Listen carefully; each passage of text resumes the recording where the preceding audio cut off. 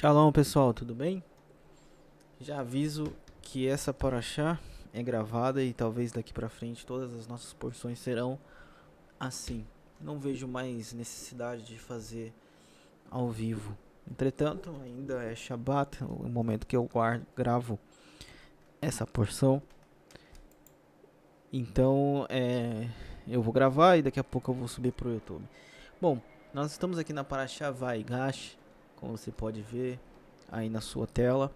E o que nós temos para ensinar hoje para vocês é uma coisa muito legal, uma coisa muito boa que parece ser simples para algumas pessoas, mas basicamente vai ajudar muita gente em questão de dor, em questão de vivência, de ficar apegado a um episódio de dor da vida. Tem muitas pessoas que ficam presas a questões, por exemplo, por que o Eterno levou o meu marido? Por que o Eterno levou a minha esposa?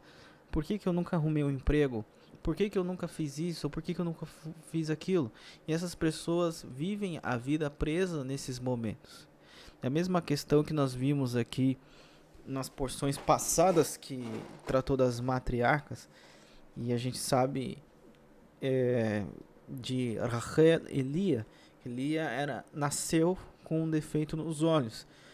E que ela não era tão bonita por causa disso. E por conta desse sofrimento que ela passou, ela não conseguiu casar, né? Foi graças a Yaakov que a história de Lia mudou, porque até em certo momento ela estava fadada a virar uma prostituta ou, né, viver de doações e ser pobre, miserável, tanto ela quanto a irmã dela.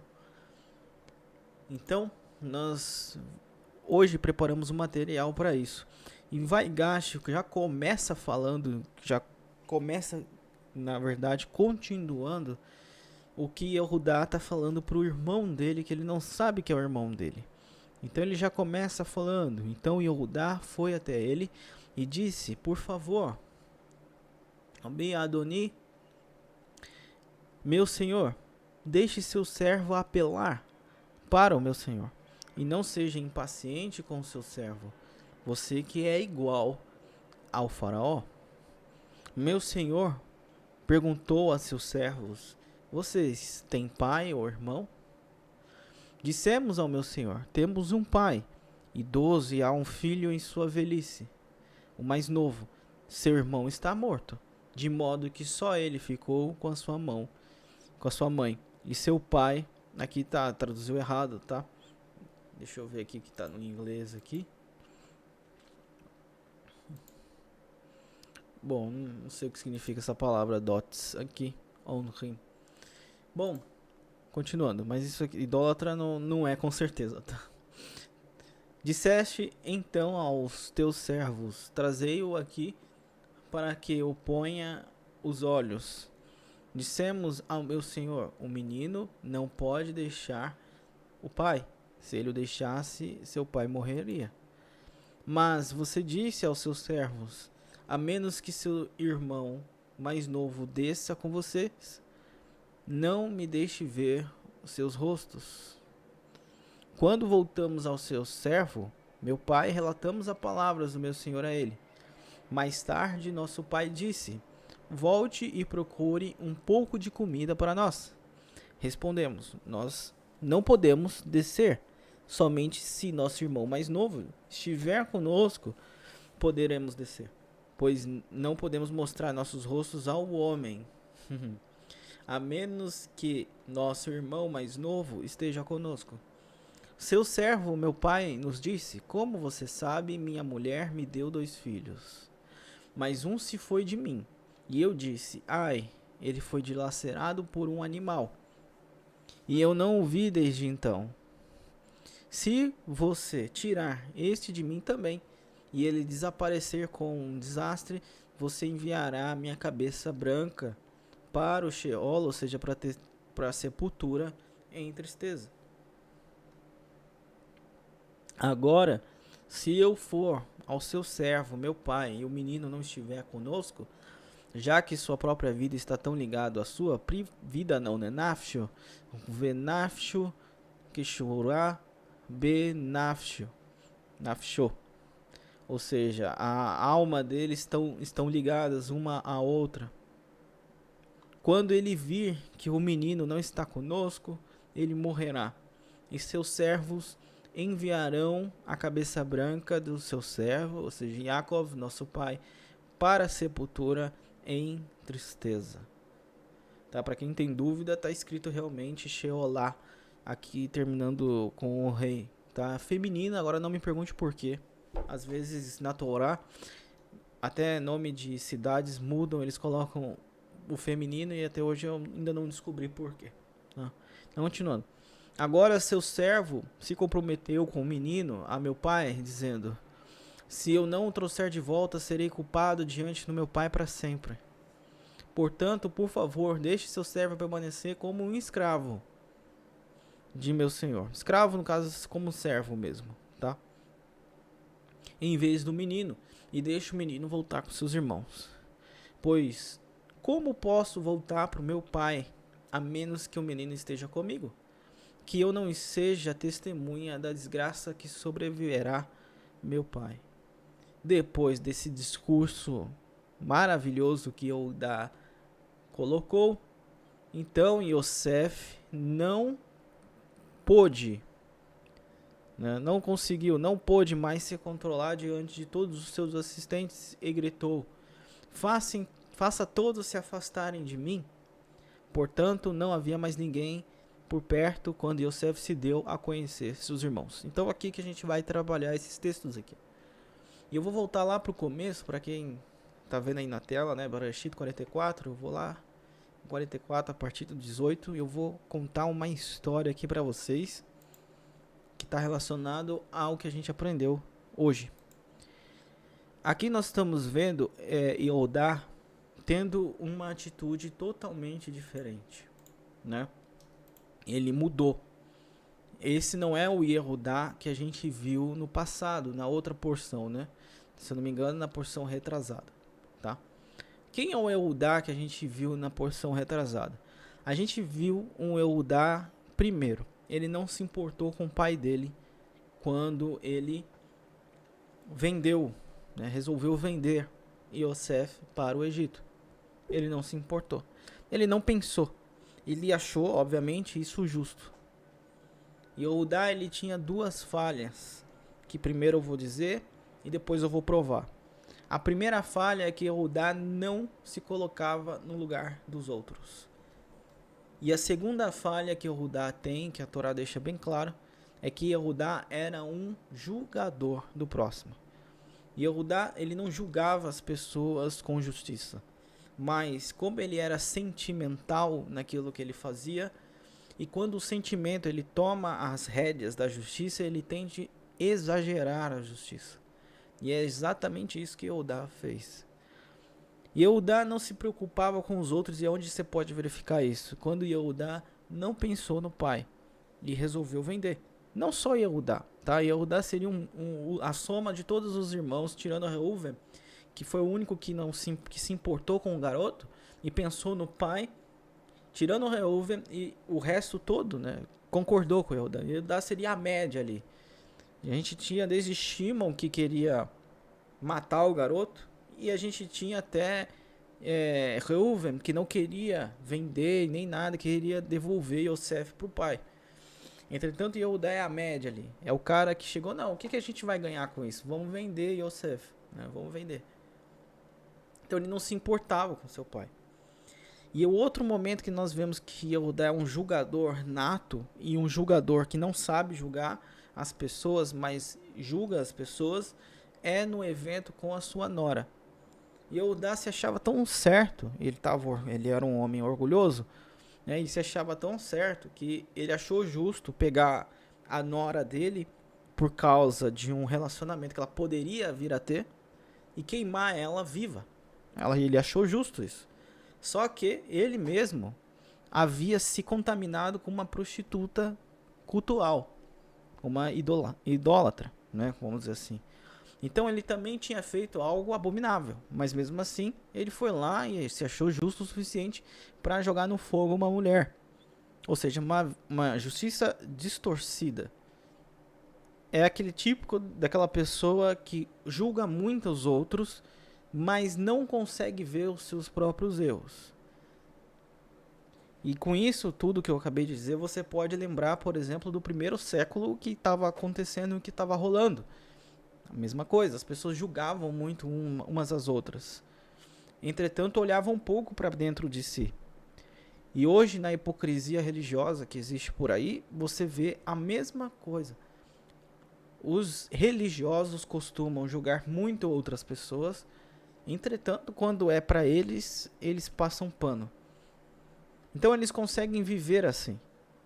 Isso é um erro. Mas o que Hashem fez para que aquele Yehudá, que antes era egoísta, pensava em si mesmo, se achava justo, mudasse e tivesse a atitude que ele está tendo agora? No ano passado a gente viu a mudança de todos eles e a gente foi até muito a fundo. Entretanto, agora eu estou indo no nível acima. Eu vou pelo mesmo caminho, porém eu vou subir o nível acima. O que acontece? Porque nós vimos aqui um Yehudá diferente. Eu vou mostrar para você também. Primeiro, quando acharam o copo com o mais novo, Yehudá não julgou. Você não vê Yehudá inquirindo o mais novo, né, que é o Benjamim. Não vê isso acontecer. Não vê Yehudá ou nenhum dos irmãos baterem no mais novo, ou gritarem com ele, ou qualquer coisa. Ah, mas a tradição diz, meu querido, eu não estou lidando com tradição, eu tô lidando com a Torá. A Torá é o que está na sua frente. O que outras pessoas disseram depois dos anos não me interessa. O que interessa é o que está na sua frente. E a Torá, ela não relata nada disso. Nada. Apenas fala que Yehudá começa a entrar num ciclo muito forte de reflexão e usa palavras bonitas que vêm, obviamente, do coração, do fundo da alma dele, para tentar chegar até o máximo e convencer este homem estranho, que é o administrador do Paró, na cabeça dele, de que ele não pode voltar sem o irmão dele. E Yehudá, então, não julga o irmão. E não fala, ele não aponta o dedo para ele e fala assim, por causa de você agora é uma desgraça. Então Yehudá não transfere a culpa para o outro. E Yehudá não julga o seu irmão de maneira má, porque ele nem tem como fazer isso. Não julga ele mal. E Yehudá depois, né, como é óbvio aqui no texto que nós estamos lendo, se coloca no lugar do pai dele. Isso é incrível, né? Porque é uma pessoa que assumiu o outro lado da moeda. Yehudá estava numa ponta e agora ele está na outra. É um homem que pensa no pai, ou seja, ele se coloca no lugar do próximo. E é um homem também que é capaz de se diminuir e de reconhecer que as culpas são deles, né? É dele mesmo. A culpa é dele mesmo. De não julgar o próximo, não julgar o seu irmão e até, né, falar, olha, eu me coloco como servo. Não, nós esperaríamos atitudes do tipo, esse moleque fez isso, ele vai ficar aí, agora que ele se lasque. Né, o que eu vou ganhar com isso? Ou seja, só pense em si mesmo, mas não. Ele pensou no pai, ele não julgou seu irmão, e agora ele está literalmente se colocando até como um escravo de um estrangeiro, para não ter que encarar o pai dele. Ele é capaz disso. Um Yehudá totalmente diferente nesses pontos. Isso foi o que nós enxergamos ano passado. Tá? Tudo que eu estou falando aqui, eu meramente estou repetindo o que eu disse ano passado. Mas hoje a gente vai entrar num lugar, a partir de agora, mais profundo. Porque o importante não é só a mudança, mas é o meio pelo qual houve a mudança. Como o Eterno pega uma alma e transforma ela. O Eterno, ele não pode, isso é uma coisa que é real. O Eterno não pode simplesmente estalar o dedo e todas as almas se consertarem. Porque se fosse possível, isso já teria sido feito. A menos que o Eterno estivesse brincando com você e com todos nós, né? Se isso fosse possível, ele já teria feito. Mas não pode. Por que não pode? Porque nossas almas são feitas dele, inclusive. Da presença divina dele. Não só nossas almas, como tudo no universo, né? Como os sábios falam, não existe algo além do Criador. Isso significa que nossas almas também são feitas do Criador. A diferença da sua alma para o Criador é que você tem uma coisa chamada ego, que é você, a sua personalidade, etc. Entretanto, sua alma é feita de presença divina, porque não existe outra coisa para ser feita. Tem que ser feita do Criador, porque o Criador está em tudo e em todos. O Eterno não pode mudar a si mesmo, porque o Eterno é imutável. Assim também nossas almas, o Eterno não pode estalar o dedo e de repente todos nós mudarmos. Entretanto, existe um método que o Eterno usa que é eficaz, que significa sofrimento. O sofrimento, como está escrito em Mishlei, é a arma, é a pá, é a ferramenta, seja lá como for, é o meio pelo qual o Eterno muda as pessoas. A pressão, o sofrimento. Esses dias eu estava conversando com um psicólogo que foi um cliente lá da empresa onde eu trabalho. Ele tinha mestrado em psicólogo e ele disse algo muito interessante para mim que depois eu fiquei pensando. Ele falou o seguinte: as pessoas não mudam. Eu já discordei nele nesse ponto, porque ele falou assim: as pessoas não mudam, as pessoas podem mudar sim. Sim, mas mudam pouco, poucas características, às vezes de uma vai para outra. Mas tem um lugar que as pessoas mudam muito. Eu falei, mas já tá confusa essa conversa. Mas ele continuou. Ele falou, tem um lugar que as pessoas mudam muito, que é quando estão sob pressão. A pressão, a dor, a dificuldade, pode fazer uma pessoa introspectiva, por exemplo, que não falar, se apresentar, por causa da pressão. E aí ela troca de ponto. Eu falei, isso é interessante, porque a Torá, ela usa o mesmo método e o Eterno também. Porque está associado ao ser humano, à alma do ser humano. E aqui nós vamos chegando ao ponto onde, como Hashem mudou Yehudá? Primeiro, o Eterno foi lá, pegou aquela alma chamada Yehudá, da nossa história, da Torá, e deu para ele 3 filhos. O que Yehudá havia feito pelo seu pai? Yehudá havia pegado um filho que ele mais amava, pego esse filho e vendido, e depois falou pro pai que ele foi dilacerado. Eu não sou pai. Entretanto, as pessoas que são pai e que perderam o filho, algum filho, por causa de doença, etc., eu tenho um caso na minha família, falam que é a pior dor que existe. Um pai e uma mãe de verdade preferem 1 milhão de vezes morrer do que perder seus próprios filhos.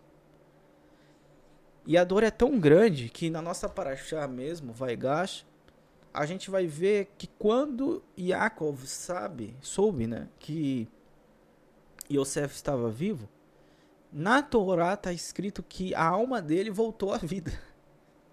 E é uma coisa tão grande que ele ficou anos por depressão. Ele não ficou em luto por 1 ano, 2 anos. Ele ficou por anos em luto. É como se Yaakov nunca mais fosse feliz. E é uma coisa muito doida, perder um filho. Esse foi o mal que Yehudá e companhia causaram ao seu pai, né? Então Hashem deu 3 filhos para Yehudá. Hashem viu Yehudá lá e falou assim: eu vou mandar 3 almas que serão filhos dele. E foi o que Hashem fez. Yehudá deu origem a 3. E Yehudá perdeu 2 dos 3. 2 filhos morreram. Então, nesse momento, nós temos um Judá, um Yehudá, que está passando pela mesma coisa que ele fez o pai dele passar. E a dor é gigantesca. Então, quando Yehudá olha para o pai e vê a tristeza por ter perdido Yosef, e ele olha para si mesmo, vê a tristeza por ter perdido 2 dos seus filhos que eram maus, ele consegue se colocar no lugar do pai. Isso é muito interessante.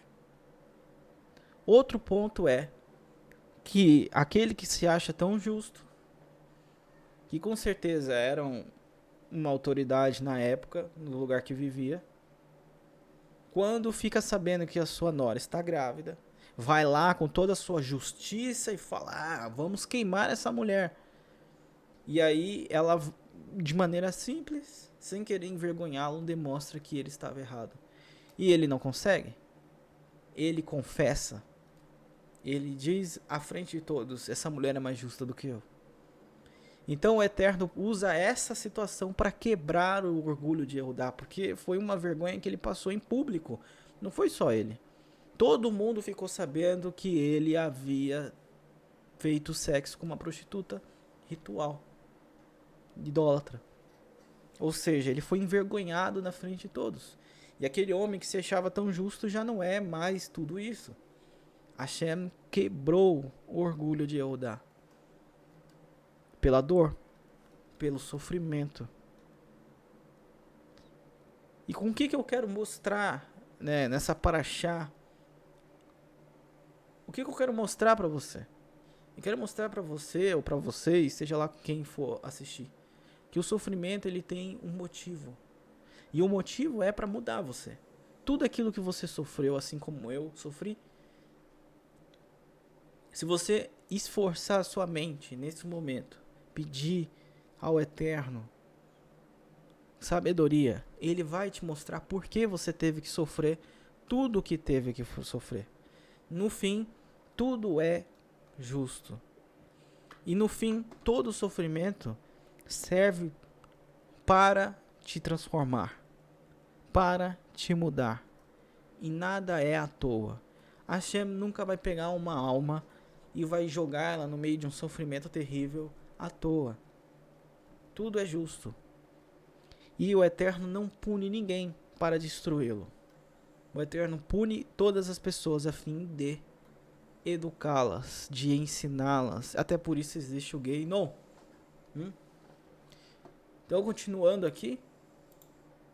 Se Eudá não tivesse passado por tudo que passou e sofrido, né, sentido na pele tudo que sentiu, o resultado aqui nessa equação seria diferente. Porque nós teríamos um Yehudá diferente, com pensamentos diferentes, achismos diferentes. Nesse momento ele seria totalmente diferente.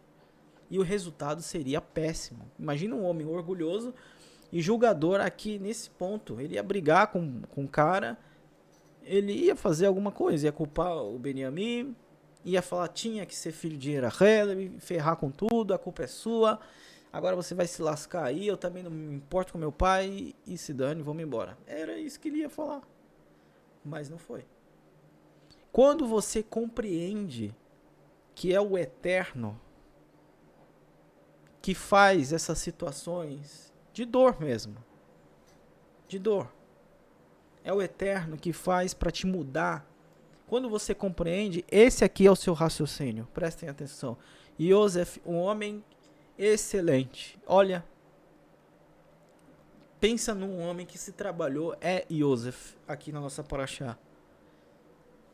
Um homem excelente, um homem totalmente pleno, cheio da presença divina. Esse é um homem, por isso que ele é chamado de Yosef Hatzadik, com toda a certeza, com todo o merecimento, porque este homem, com certeza, é uma alma muito elevada.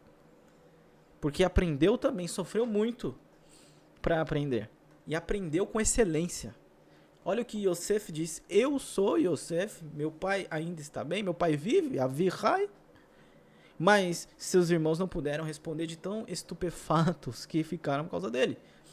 Então Yosef disse aos seus irmãos: venham até mim. Quando eles avançaram, ele disse: eu sou o vosso irmão Yosef, aquele que vocês venderam para o Egito. Agora, olha o que ele diz: não se angustiem, nem se censurem, porque vocês me venderam para cá. Foi para salvar vidas que Hashem me enviou antes de vocês. Ou seja, o que ele está falando aqui? Ei, não foi você que me vendeu, foi o Eterno que me vendeu. O Eterno me enviou. Shelachni Elohim lifnechem. O Eterno me enviou antes, na frente de vocês. Quando você compreende que todos os seus sofrimentos, realmente, que tudo que você sofreu, teve um motivo e um porquê, você entende que é o Eterno que fez. E que isso foi pela vontade dele. E teve um porquê e um motivo. Então você se liberta das dores, das angústias. Você se liberta do passado. A sua alma ficará livre daquilo que te culpa, daquilo que te prende nesse mundo, para que você possa retornar ao eterno. E ele ainda fala, né? Já se passaram 2 anos, que houve fome na terra, e ainda faltam 5 anos em que não haverá rendimento do cultivo.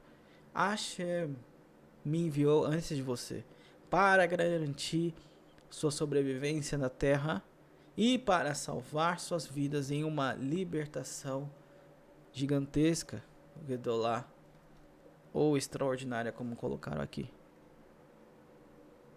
Então não foi você quem me enviou aqui, mas o Eterno.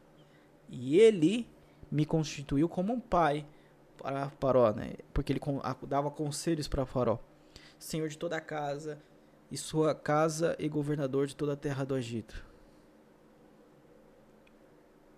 Então, Yosef atribui o sofrimento dele a uma atitude do Criador. Ou seja, eu sofri mesmo, eu fui preso, fui vendido, fui humilhado, né, fui acusado falsamente, né, como Yosef foi, fui colocado na prisão, depois o cara teve um sonho, eu interpretei o sonho, mas tudo isso teve um motivo, todo esse sofrimento me tornou quem eu sou hoje. E eu vou dar um exemplo, né, do que acontece quando você entende, um exemplo real. A esposa, a gente estava conversando, né, de uma pessoa que desde muito jovem quis trabalhar, mas vivia numa situação muito precária, muito ruim. Morava com a avó, né, e não tinha dinheiro, precisava trabalhar, mas não conseguia trabalho de jeito nenhum. E essa pessoa ficava pensando, putz, será que Deus não quer que eu trabalhe? Por que Deus não me abençoa? Por que isso? Por que aquilo? Por que aquilo? Entretanto, depois de muita conversa, essa pessoa chegou até o conhecimento do seguinte: se ela tivesse conseguido um trabalho na época, na primeira briga que ela teve com um familiar dela, ela teria ido embora. Entretanto, ela não pôde fazer isso. E aquela pessoa, mesmo que chata, é uma pessoa que gosta dela, ela também gosta dessa pessoa. A pessoa ensinou ela muitas coisas, ela teve que mudar. Ela era uma pessoa grossa, que respondia as pessoas, que qualquer coisa ia embora. Hoje ela não é assim. Então esse sofrimento foi necessário. A Hashem falou, não vai arrumar trabalho, vai ficar aí, nem que seja pela força, mas vai aprender, vai mudar. Foi o que aconteceu, por exemplo, comigo. Quando eu saí das casas dos meus pais, eu não saí de um jeito legal, eu saí de um jeito ruim. Passei um pouco de necessidade, ganhava muito pouco no trabalho que eu trabalhava. Entretanto, o Hashem fez isso. Eu aprendi muito, eu aprendi humildade, eu aprendi a trabalhar, eu aprendi muita coisa. Hoje eu sou uma pessoa diferente, mas foi pelo quê? Pelo sofrimento. Não foi pelo abraço, não foi pelo carinho, foi pelo sofrimento. Assim também muitas pessoas. Uma outra pessoa que teve o pai terrível, né? Violento. O pai batia na mãe, etc. Só que essa pessoa também tinha muita raiva. Era uma pessoa também grossa. Entretanto, vendo o pai, essa pessoa quando criança nem sequer conseguia viver direito. Só que vendo o exemplo do pai, essa pessoa mudou.